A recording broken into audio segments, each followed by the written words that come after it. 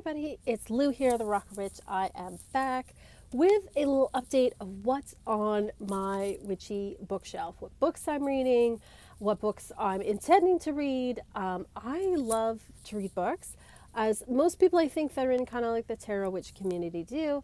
I have a tendency to buy books, and sometimes do you ever buy sometimes too many books and then you buy more books and the other books get put on the shelf and then you don't read them even though you intend to? Well, these are the pile of books I have that I want to read. We'll see if I get around to them. I'm sure you have I'm sure you have stacks of books like this as well. I'm not the only one. So I know I haven't made a video in a little while. I'm still adjusting a bit to, I have a new job, and so I'm trying to, figure out my schedule and everything there, but I am, making videos again and happy to be back. I'm just kind of trying to figure out what my schedule is and everything. I'm also trying to figure out what kind of videos I want to do, especially as we go into the new year. So if there's things that you want to see, please let me know. I would love to hear your feedback and what you'd like to see on this channel further. But let's get into the books I'm reading. First of all, because I have a new job, on my lunch break, I've been doing some reading, and I started to read a little bit more fiction because I'm usually a nonfiction reader for the most part, but I was like, no, I want to try to get into some fiction again, and I didn't want to read anything that attracted too much kind of attention at work. But the first book that I have them here on the floor, so I have to bend down. But the first book I'm reading is one that I've kind of wanted to read for a while, and it's Dan Brown's The Lost Symbol. So I have read Angels and Demons and the Da Vinci Code. This is the third book in that series. So this is not a new book. It came out quite a while ago. This one is based in Washington, and is very much centered around the Masons and their symbolism. And what I like about the Dan Brown stuff is, first of all, they're just fun adventures, but they love all the art history references in there. I love that they reference actual things that have happened, actual pieces of art, actual buildings. What I really like to get, I do have the bigger versions of these books for the Angels and Demons and Da Vinci Code, where they actually have pictures of these places. And I think I wish this one had pictures in it too, but it is a very interesting book. I am about a third of the way through it, and I'm enjoying it. It's just a fun read, and I love all the references to, kind of the occult and things like that. I think that is pretty much. All right, the next book that I have is, I picked this up because Katie Flowers on her channel, although I think it's under a different name now. I think it's Katie Bellew. She's been talking about books. Her channel is all about books now. And she talked about this book, and it seemed like a really fun read and something that would be up my alley. It is A Natural History of Dragons, a memoir by Lady Trent. This is by Marie Brennan. So this is it's a fantasy book about a lady who researches dragons, and it's very much like a Regency or Victorian type of memoir. So she lives in this, it's a fantasy world, but it's very much like Britain in the 19th century.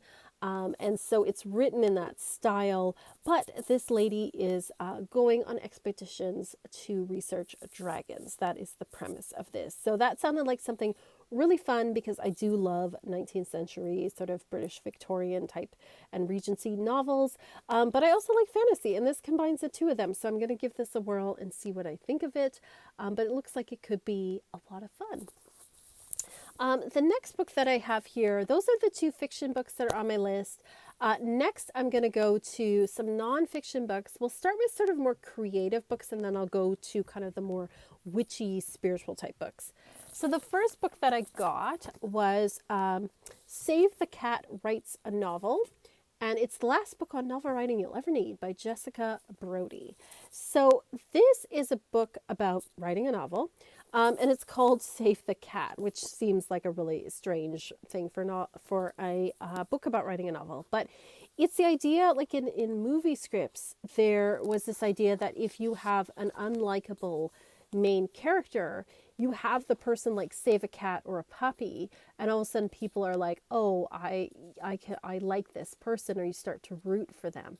So it's that kind of idea, but it's about it's about writing a novel, how to create good characters, how to create good plot that people want to follow. So it's very much about like structuring a book, but also different things you can use, different writing methods, things like that. So I thought I would give it a whirl. Basically, it has like a chapter, and then it'll ask you like questions about getting you to think about what you want to write in your novel or your story, because that's something I've always wanted to do, is to write a novel, and I do have a novel idea, and I thought something like this could kind of prime the pump and get the wheels started, especially with the exercises that it has in here. So that is on my list too. As you can see, I've started working with that, so that's on my list there. The next book I have is also another creativity book that I got, and it is Seeking Wisdom. It is a spiritual path to creative connection by Julia Cameron. She's the author of The Artist's Way, which came out back in the 90s and is still a staple for artists everywhere. So this is a 6-week program, and it really is about, it's a creative book, but also a spiritual book about redefining your relationship with the divine. So this is not religious, like anyone of any spirituality can use it. She talks about how like God is like whatever you define it as, spirit, whatever you want to call it. But it is about deepening and developing your spiritual relationship with the divine and how that connects with creativity. And I'm very interested in those kinds of subjects. So this is like very much like The Artist's Way, but it's 6 weeks where you've got a chapter, you've got exercises to do, questions to answer. And I thought I would give this a whirl because I really enjoy The Artist's Way. I've started working with this again. I'm on week 1. I just started with this. So it does look like a really interesting book and something I would like to, see if it helps me in any way. So let's get to the magical books next. The first one is, well, this one again is more spiritual, I would say, the magical, and I might DNF this book, which is Do Not Finish. This is The Greatest Secret, which is the latest series in the Secret what do you call it? The Secret series. That's the word I'm looking for. So I do enjoy the book, The Secret. I don't buy into all of it. Like, I do not buy into the whole, like, positive thinking will fix everything, or that if something bad happens, it's because you thought of something bad. I think that's ridiculous. However, there is some power in thinking more positively. So there is some truth to it. I just don't think it's the whole truth. But I do enjoy the book. And, it did help me this summer when I was going through a transition with my work and the things that kind of happened this summer with being sick and stuff. It actually did help me. So I was curious about this book. I'd heard mixed reviews. Some people really loved it. Some people said they hated it. Honestly, I'm reading this book and it seems like a lot of waffle. Like, it's really just talking in circles about how we're spirit inside of the body having an experience, and we're always connected to the divine. Okay, but does it need this many pages to say that? I mean, not that this is a super long book, but it seems like a lot of like very like waffling, trying to be very zen. And honestly, I'm just like, okay, I'm kind of done with this. So I may come back to this another point. Maybe it's just, I'm just not reading at the right time in my life or something. But I'm just like, yeah, I know. We're spirit in a body. I understand that. We're all one. Yes. But it doesn't, there's no big revelation in this book. And it seems like it's, when somebody talks in circles and they say a lot without really saying anything, that's kind of how this book is. So I'm going to DNF this book, I think. But I gave it a whirl. Next is witchy books. We have here The Witch's Guide to the Paranormal, which I'm very excited about. How to Investigate, Communicate, and Clear Spirits by J. Alan Cross. It's not a super long book. This one came out this year. It is fascinating. I've done a little bit of reading in this book, and he seems to have a lot of the same theories that I have about dealing with like ghosts and poltergeists. So there's information here in, the different, like what's the difference between a ghost that is an active spirit and is like a person that's like here but not moved on to the other side, and something like a residual haunting.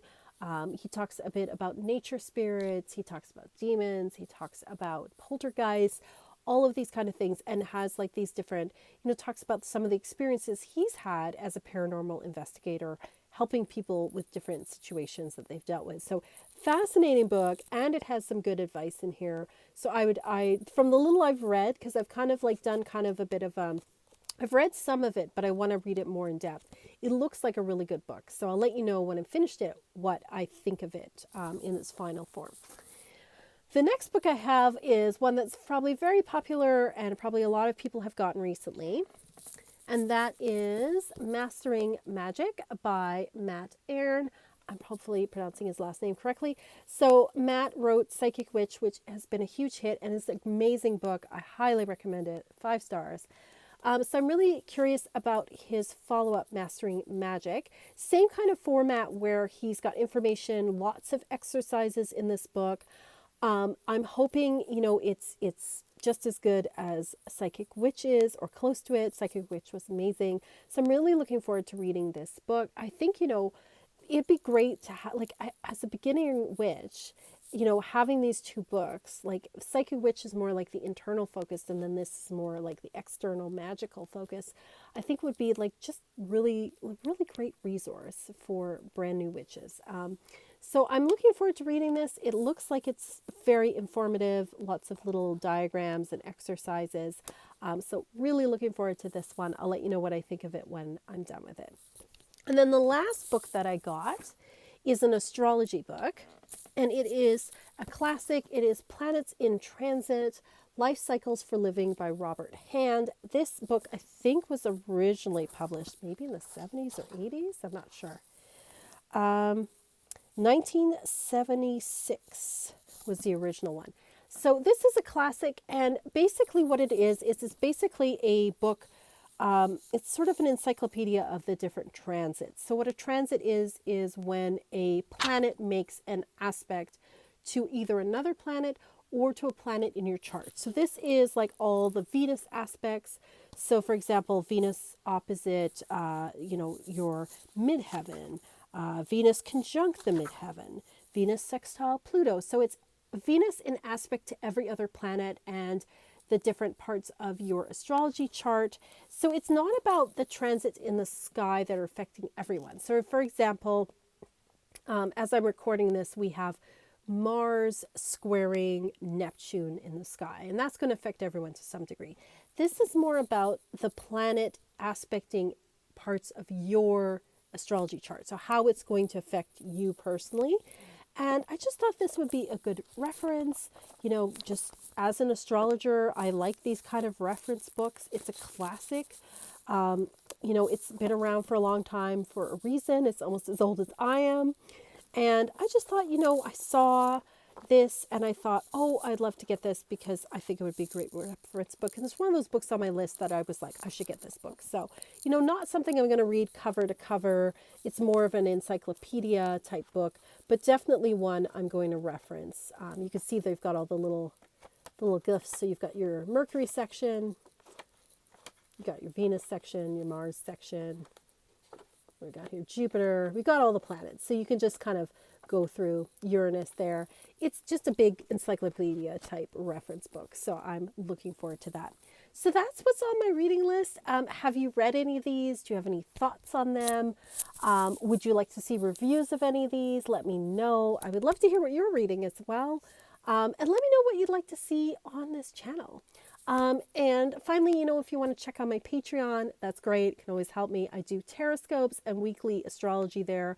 I also have monthly lessons on astrology, tarot, spell of the month, all of that kind of stuff. So check it out if you want.